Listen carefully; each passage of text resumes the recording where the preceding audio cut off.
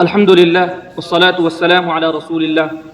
May praise be to Allah, the creator of the worlds, and peace and blessings be upon his Prophet Muhammad, the head of all messengers, upon his family and all his companions. On this occasion of annual article reading program, I would like to present my article on the topic Islamophobia and how to address it. Introduction. Islamophobia refers to irrational fear, prejudice, or hatred against Islam and Muslims. It is manifest through hate speech, discriminatory policies, and violent action. This global phenomenon intensified after 9/11, fueled by media stereotypes, political exploitation, and cultural misunderstanding.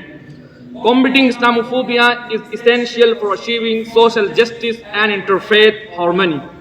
Causes of Islamophobia. Number one, media misrepresentation. Media often associate Islam with violence, while the Qur'an promotes peace, justice, and coexistence, as the Qur'an says, وَقُولُوا لِلنَّاسِ حُسْنًا, Surah Al-Baqarah, verse number 83. This verse testifies that Islam teaches kindness and good conduct with all people, whether Muslim or non-Muslims. Number two, political gain. Politicians use anti-Muslim rhetoric to gain votes, which further aggravates social division and hatred. Allah commands justice in governance, as the Quran says, وَإِذَا حَكَمْتُمْ بَيْنَ النَّاسِ أَن تَحْكُمُوا بِالْعَدْلِ. Jami' al-Ahkam al-Quran, volume number 5, page number 45. Number 3, ignorance and prejudice.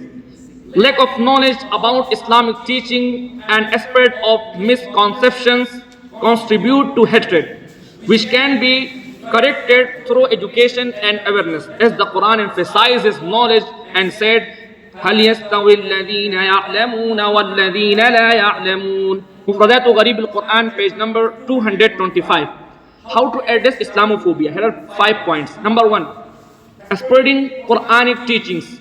That is, Islam is a religion of peace, as the Quran says, وَمَنْ قَتَلَ نَفْسًا بِغَيْرِ نَفْسٍ أَوْ فَسَادٍ فِي الْأَرْضِ فَكَأَنَّمَا قَتَلَ النَّاسَ جَمِيعًا.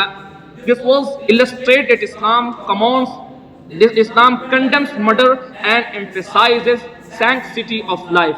Tafsir al-Quran al-Azim, volume number 2, page number 320. Number 2, education and awareness. The teaching of Islam and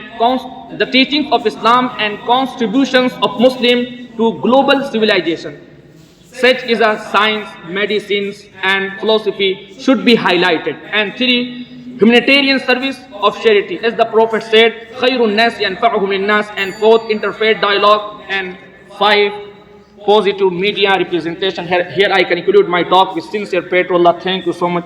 Have a nice day. Assalamu alaikum wa rahmatullah.